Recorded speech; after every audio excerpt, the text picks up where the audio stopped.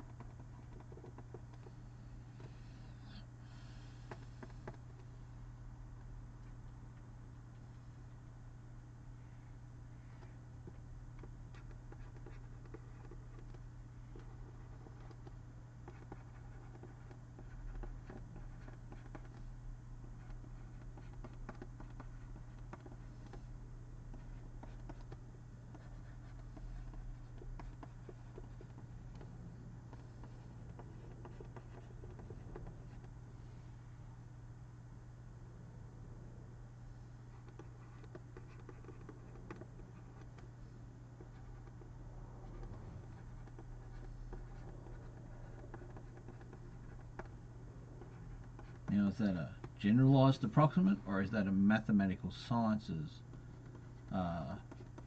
approximate?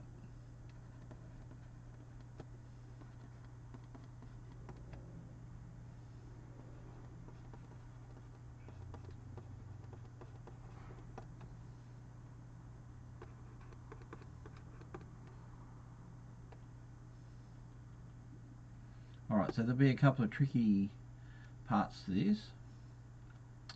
So we've got our Newton's, the next term, or the next x solution will be the last x solution. Subtract from the quotient that exists of the function value at that current x value divided by the differential at the current x value. That's how you would say that, okay? Alright, so if we think about this, we've got 2 sine x. What's the thing there? So it's just a sine wave, a lovely sine wave. You can use technology to check it. That's an amplitude increaser. So instead of being 1, it's not 1, it's 2. So it has an amplitude of 2. 1 is here. Okay, sine x would have the amplitude of 1. Now y equals... of course it is. I don't know what I'm thinking. I was so hung up on the actual heights, but there you go. Thank you for pointing that out. Let's try again. There you go.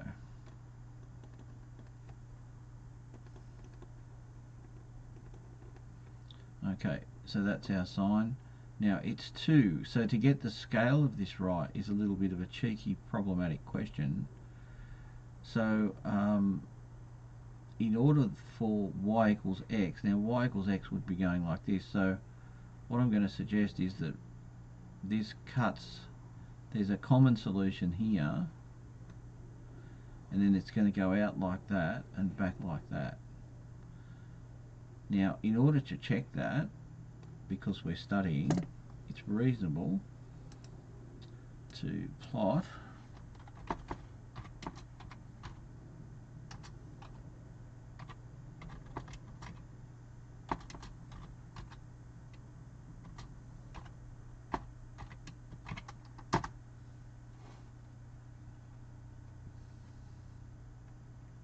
and it's pretty much spot on.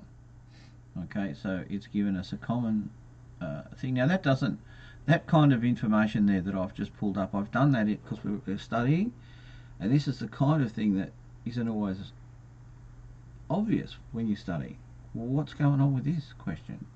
And yet the technology allows you to just pull that out quickly. Now, you might have been impressed with the fact that I did that, but really, in many years I've done it, I should be able to get something close to it. All right, you don't have that excuse, but I do.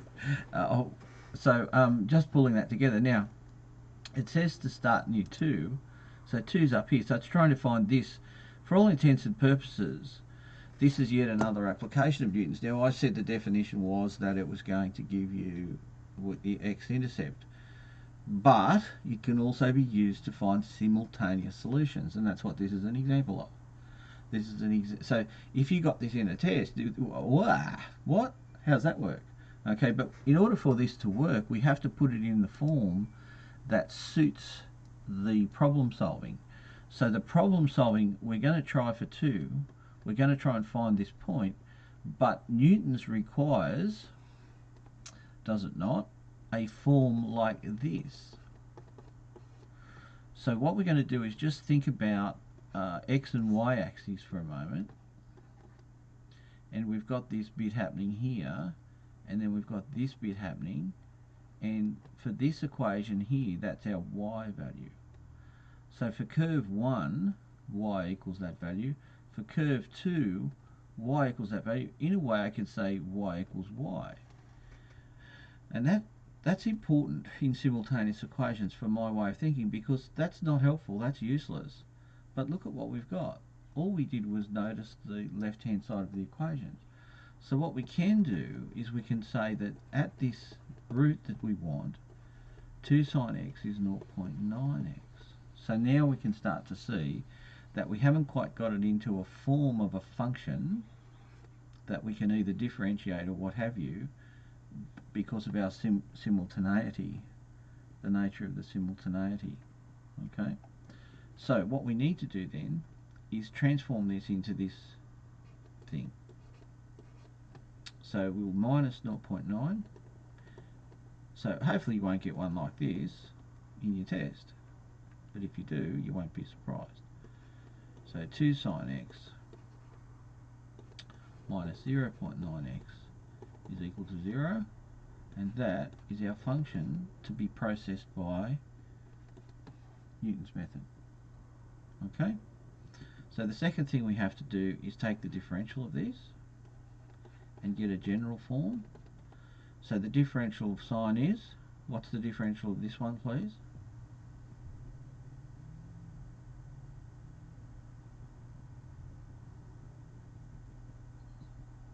So 2 cos x, and what's the differential of minus 0.9x?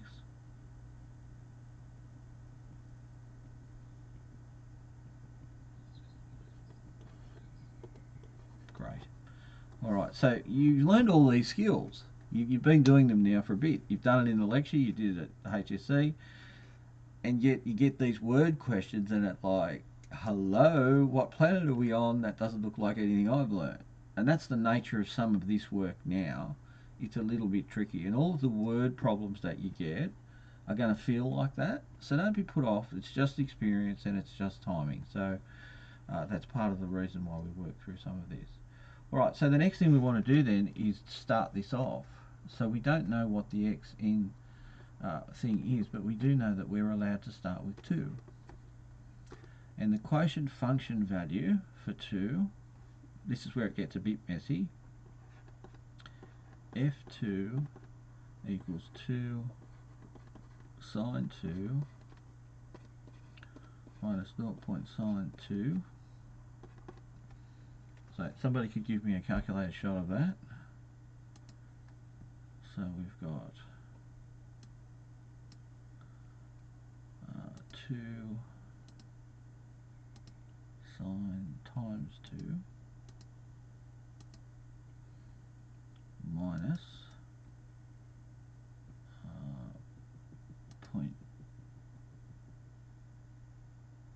actually I'm just going to be completely annoying because I'm the long way teacher. Sorry for you smart ones that are bored by that, but that's important. So I want to clear all that. I'm going to do this bit here, 0.9 times 2, because some people, the decimals don't always make sense. Okay, so I'm going to just stick that in the memory and go back and do the signy thing. Times 2 equals, and we're going to subtract what we had in the memory, however you do it, and minus 1.732.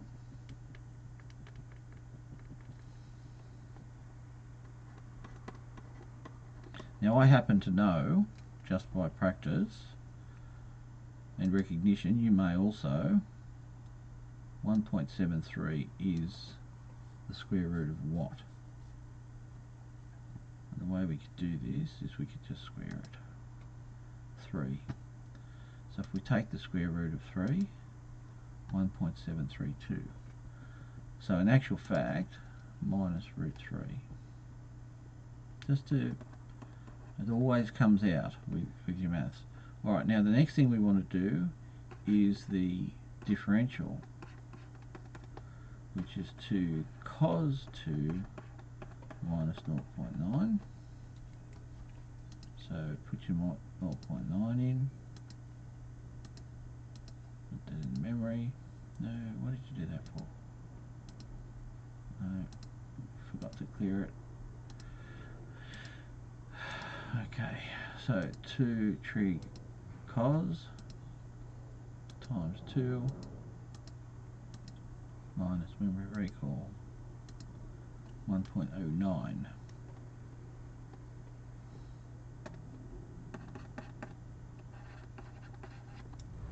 How many places do we do it? And this is the problem with this.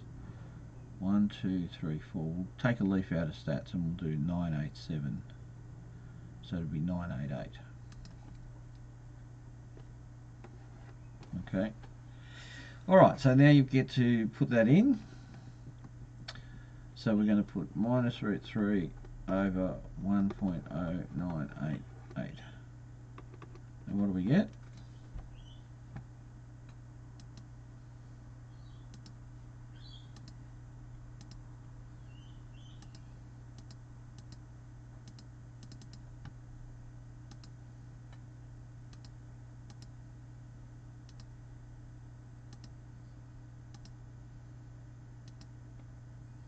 That also is a thing. So we'll clear the memory and we'll pop that in, and we'll do 2 minus memory recall. I know what you're thinking. It's like, really? Have I got to do all of this? Okay, so I'm not happy about that because it's bigger than 2. So I could have made an error there.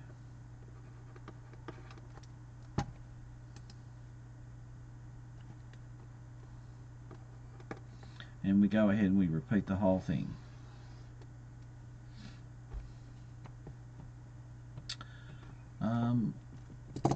So at this point I'm a little bit nervous about what I've done, so I'm studying, so I'm going to go and check this, and I'm going to solve this.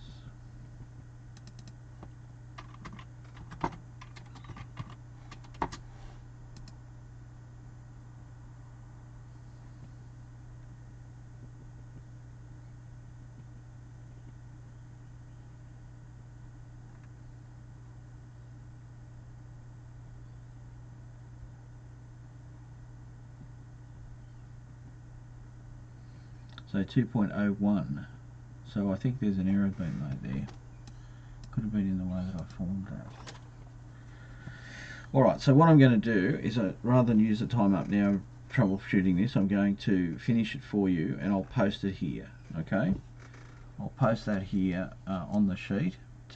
I'll do it in the same vein. And here I'll do that there. Okay, so I'm not robbing you. But it looks like I've made an error somewhere. I'm not sure where I've made it.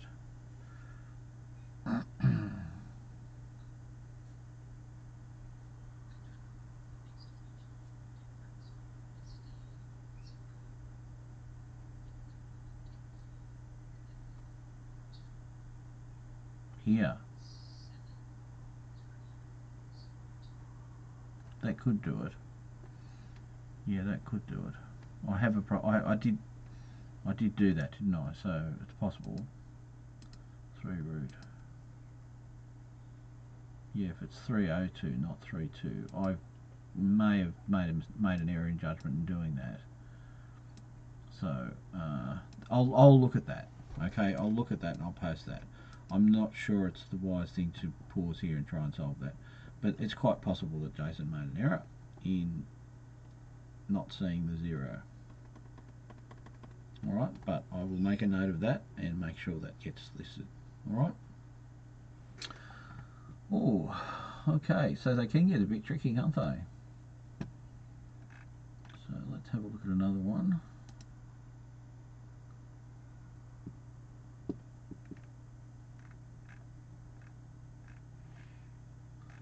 I should have probably done that before we started, but there you go.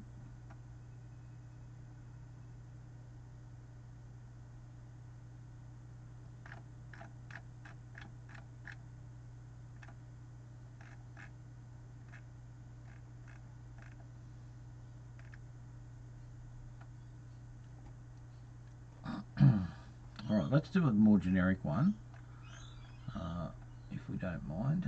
So we've got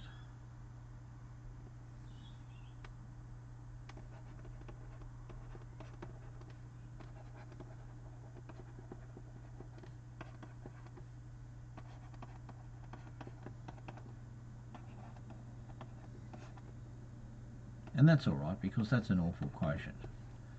Okay, so even differentiating that would be a pain in the backside. To get the value that we want though, to find the root for this thing, what are the roots? I mean, that's a little bit horrible to do that. In terms of differentiating that, that's not so bad because that's a quotient rule. I wouldn't be surprised if there was one like this in there actually, not so much maybe the other one, but certainly this one. So u dash is 16x and v dash is 6x. So the quotient's going to be v to u minus u to v over v squared. Is that right?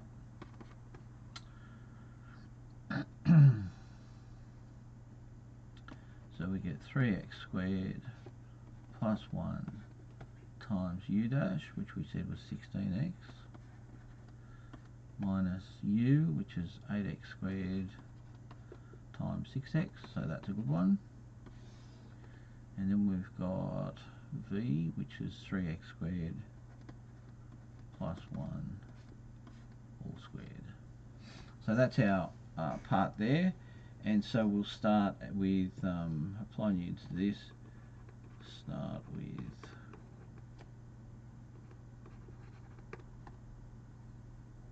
x1 equals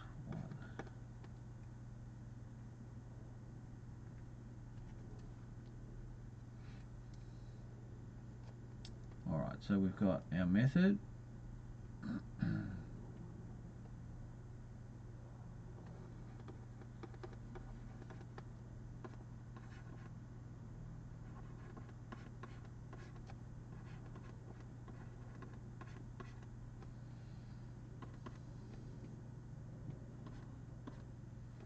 Yeah, we've got to put them in, haven't we? So we're putting 1 in here, so that's pretty straightforward. So that's going to be 8. 3 plus 1 is 4, so that's 8 over 4.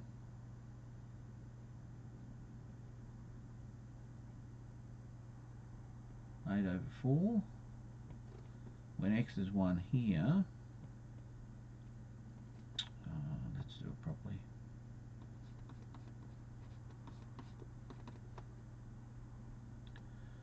So we get, we'll do the 1, so that's 4 is 16. 1 is 4 times 16. And this is 1 and 6 eighths, so it's 48. So 6 fours are 24, 64. What's the difference between them? 50, 60, 14, 16. So the denominator is 1. And what did we say this was? 1.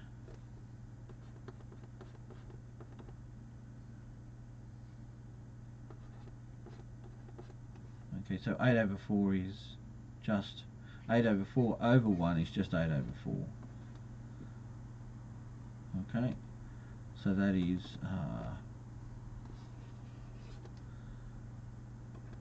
1 minus 2, which is -1. Alright, so then you've got to go again.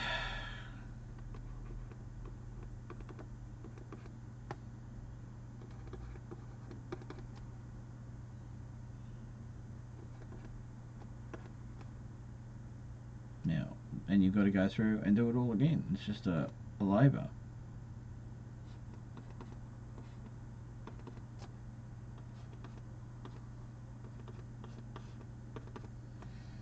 And we've got to go through and get them all again.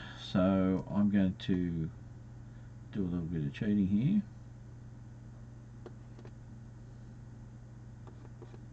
I'm going to let you figure that out. And so we get minus 2 over minus 1, which is minus times a minus. This is a plus, which is just minus 1 plus 2 is 1. So who can tell me what's going to happen?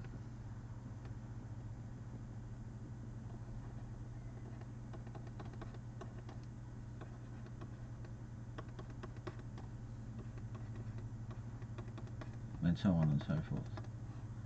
Okay? So this particular example is a counterexample.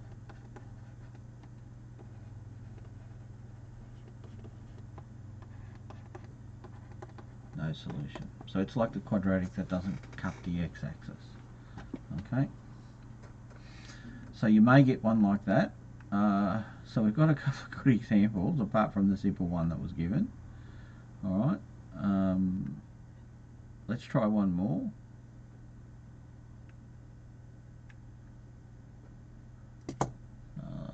And is that alright with people? We'll do another one.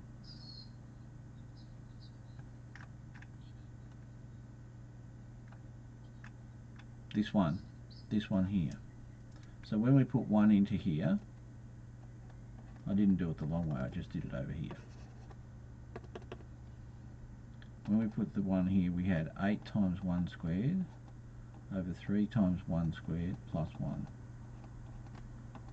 So 8 times 1 squared is 8 times 1.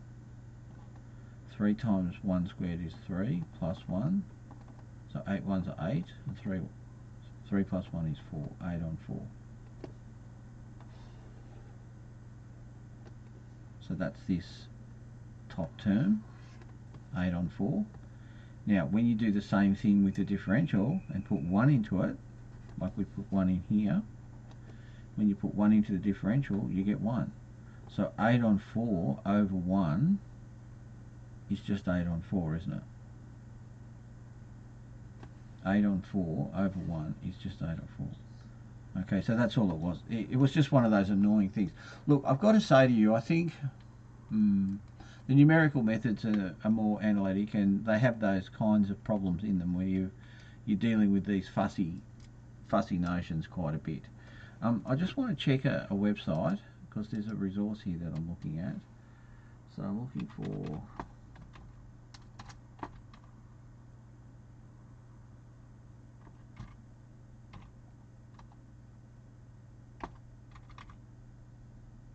Let's just have a look at that first.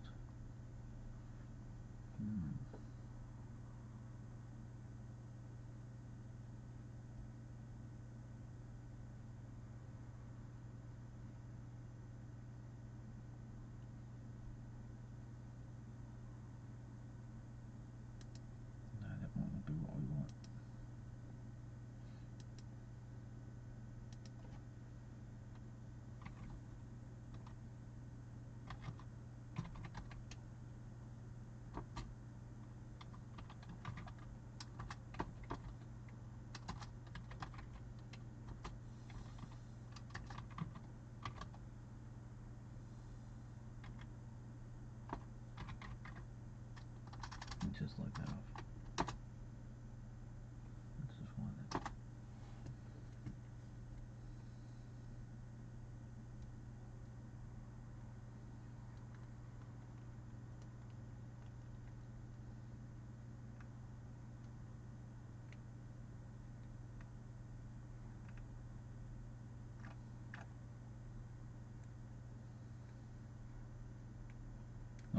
So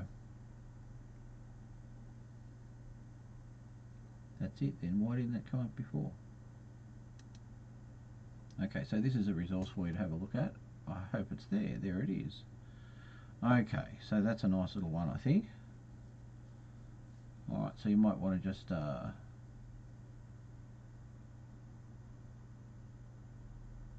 put VSP in, not USP. My bad.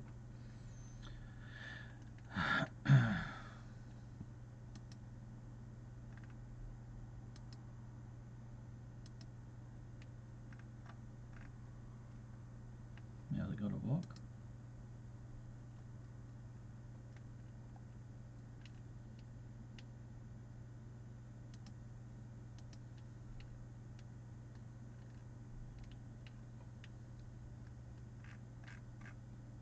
No, it might be an old page that's out of date.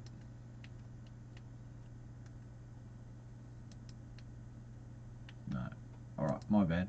Sorry. It was there once upon a time.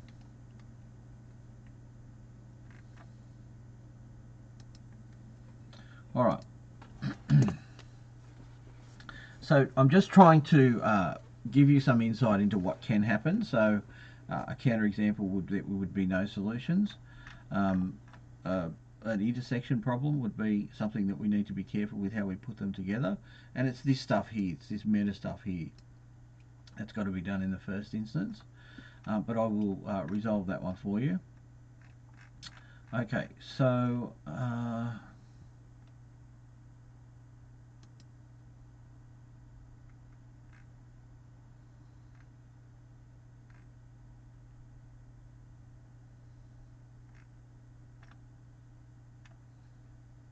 now you're doing inverses at this point?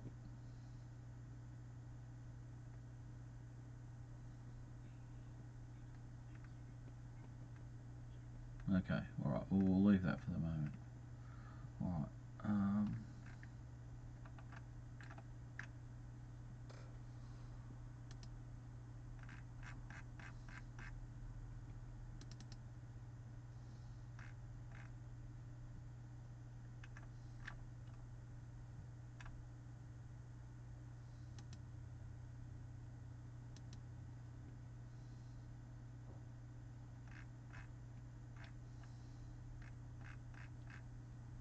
alright, so I'm just going to go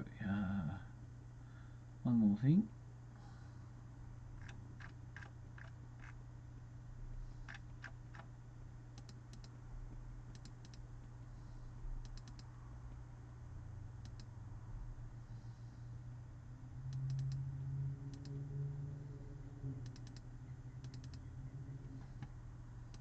Alright, I've just got some old tests I'm going to have a look through and see if I can't pull up a...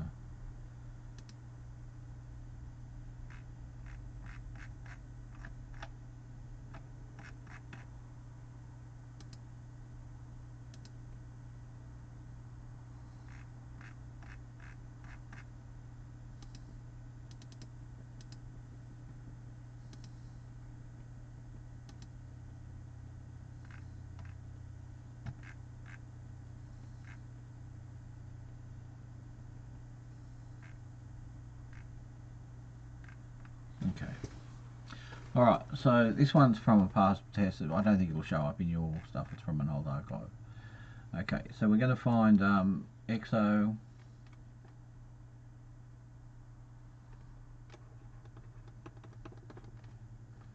and Y equals 2x. This is a more generic one.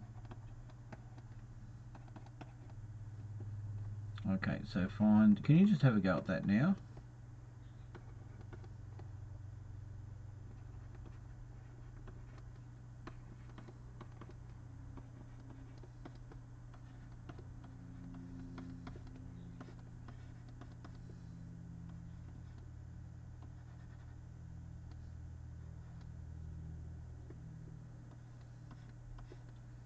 Alright, just have a go at that for me now.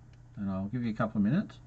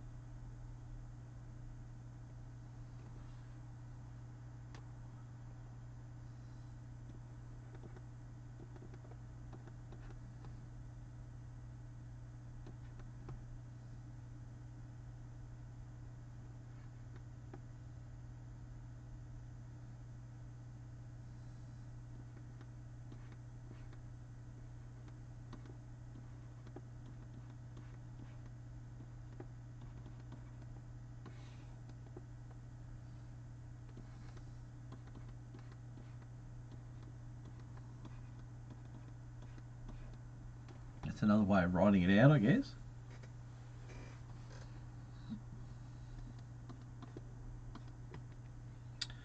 So it'd be minus 2 minus 3 plus 2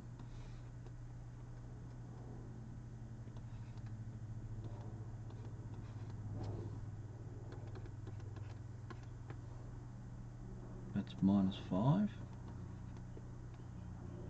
that's 6 plus 6,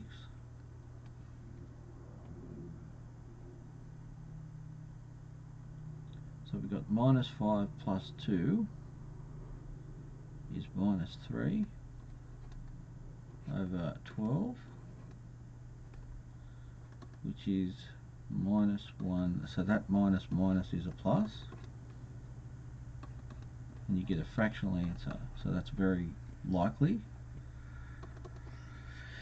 So minus 12 over 12, that's converting this into a 12 plus 3 12s is minus 12 plus 3. What's minus 12 plus 3?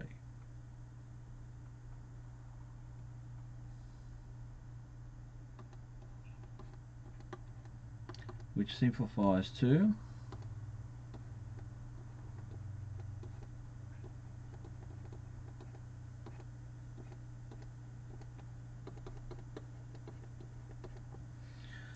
alright, so that's that might be the style of question that you'll get. Okay, something like that. I could be wrong. Is there any more need to do any more of those? I can. I've got more that I can go through of that type, or would you like to look at something else?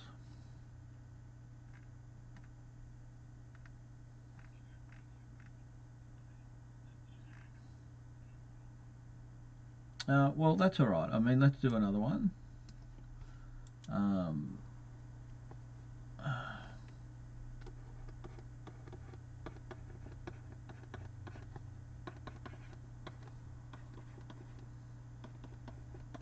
Alright, where you go?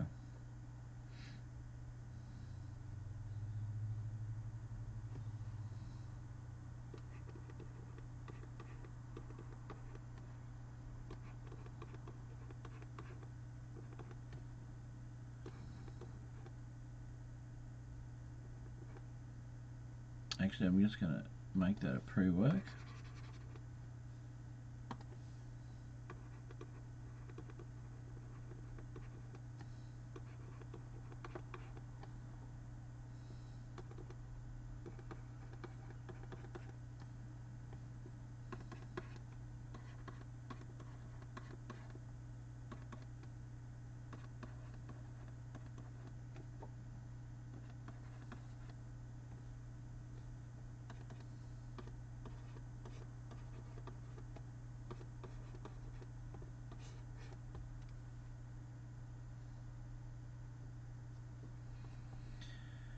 And we're looking for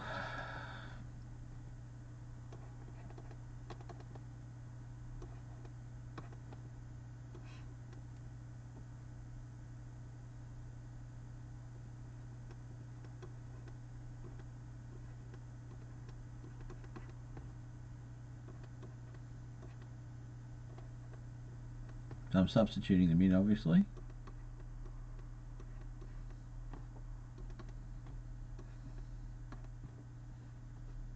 Yeah, 2 2s are 4. 4 plus 1 is 5, so it's 1 minus 5. So this is a half. 4, 2 on 4 minus a half minus 4. So a little bit of work with fractions to do. It's always fiddly, so it's more likely that it's going to be something like this. So just pull this out here.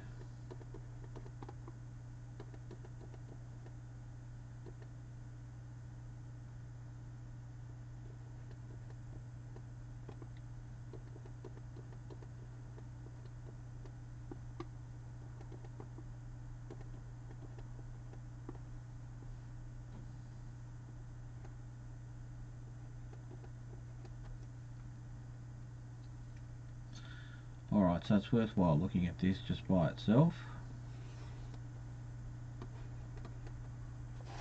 If you're intuitive, it's probably already solved, but I'm going to do it this way.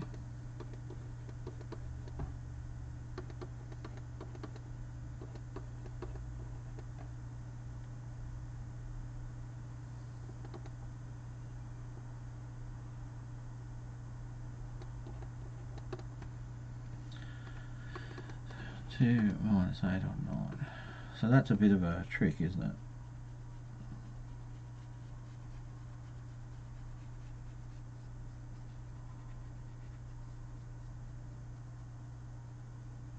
Or, now another way to look at this, actually I might just change that. I'm going to change it this way.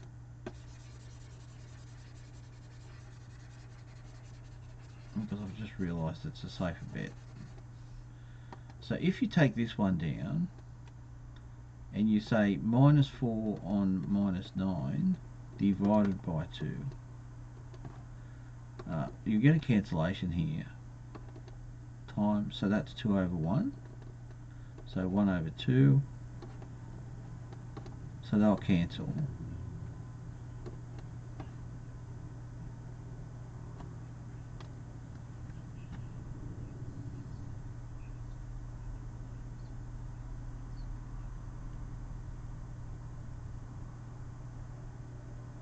Ah, minus 3. Thank you.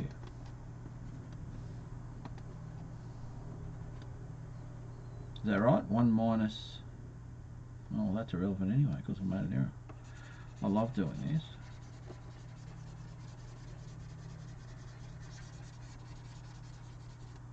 So let's just check that again. 2 2s are 4. Plus, minus 4 plus 1.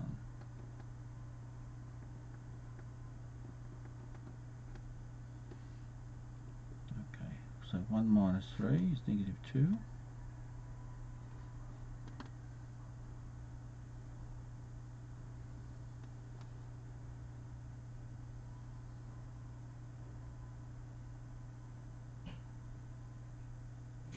So are we happy with that? Well, that's going to lend itself to a cancellation, isn't it? So if we bring that down here, minus 2 on minus 9 divided by 2. Let's get rid of the minuses now. 2 on 9 times 1 on 2. 1 on 9. So we get minus 2 on 1 on 9. So it's the same kind of thing.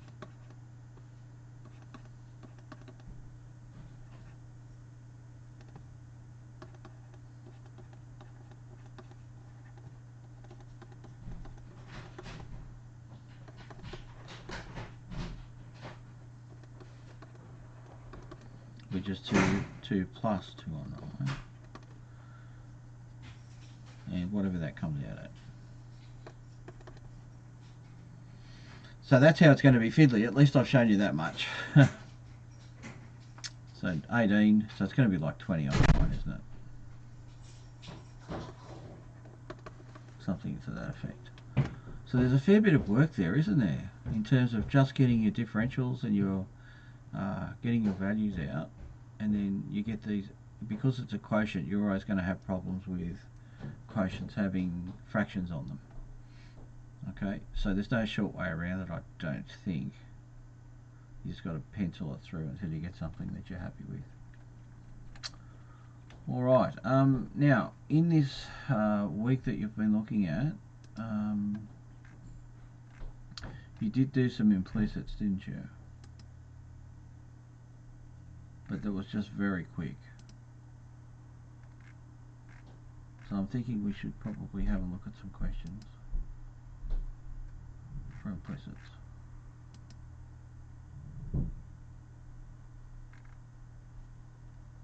Alright, so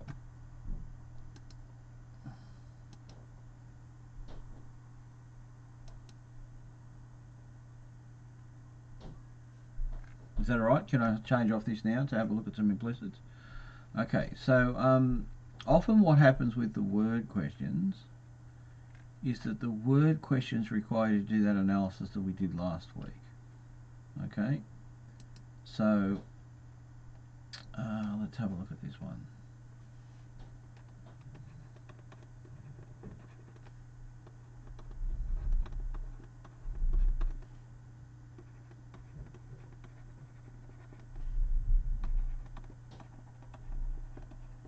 And I'm not privy to what Mary puts up.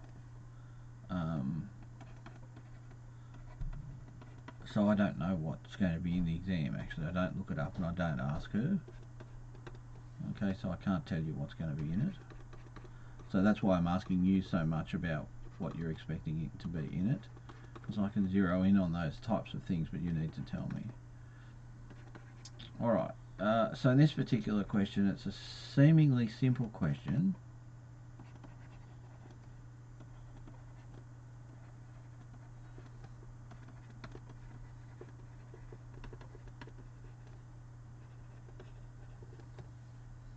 And this is like Newton's, this is a new topic that students won't have been familiar with.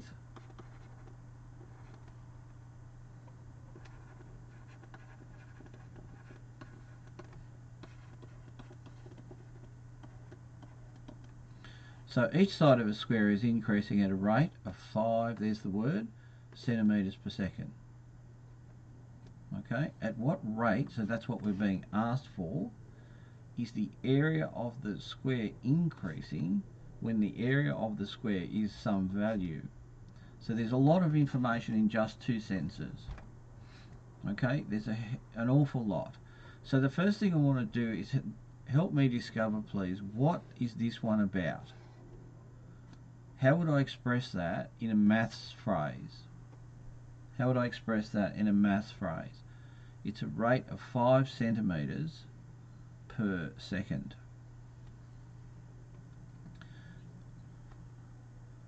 Sorry? Distance? A distance over time. So dx dt. Okay, dx dt is what? 5. Now I'm going to put the centimetres per second over here to de-emphasise them. Now in physics that gets emphasised over and over and over, and that's how you work a lot of questions out. Okay, getting those correct. But for here, I've got it. I've got dx dt is 5. This is part of a chain rule.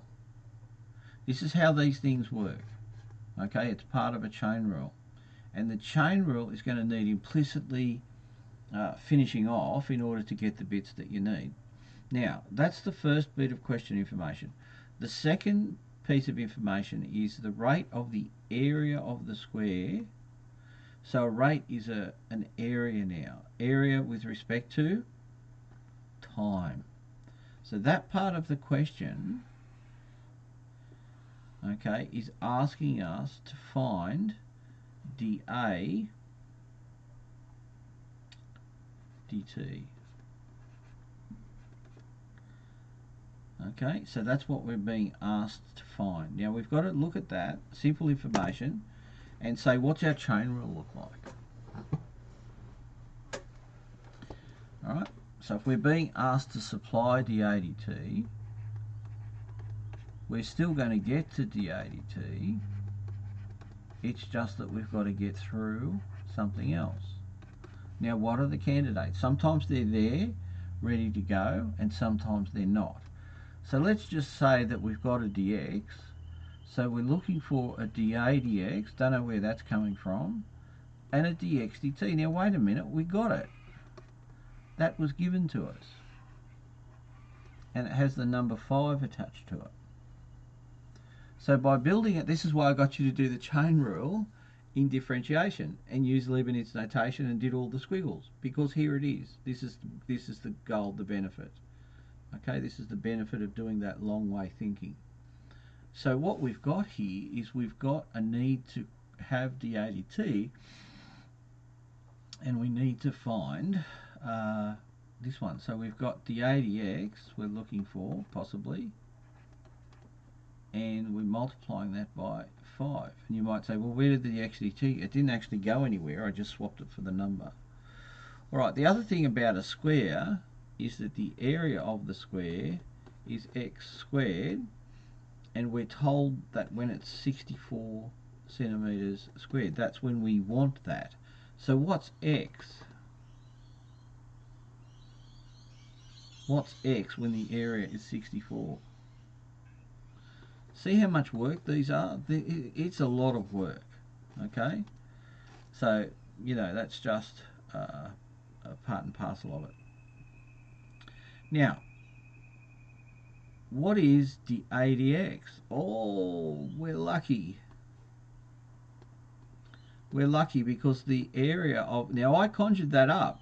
That wasn't on the page. So that's what you've got to do as well.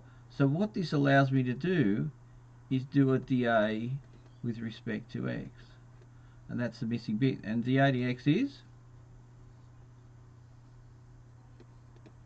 So we put the chain together. dA/dt. This is a very easy one. Although, you might agree, it takes some experience in pulling out the rates. So we've got dA/dx now, which is 2x times 5. Okay, and you can use the usual algebraic techniques to sort that out. Okay, so you can write 10x is what I'm getting at. But that's not the answer. The answer is when the area is 64.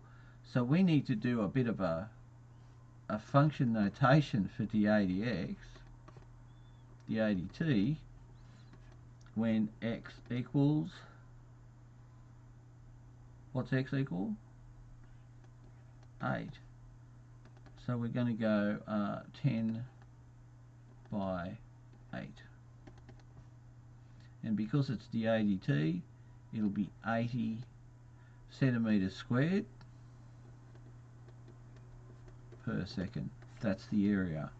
That's increasing when the area is 64 centimetres on an 8 centimetre square, whose sides are increasing at the rate of 5. Okay, so it's a lot of work to pull those out. So we can do a bit more practice of that. I don't mind doing that. Let's have a go at another simpler one. And they're not really, are they? Not really. Alright, so this is more like the one that's on the Maths Study Centre website. So the radius of a sphere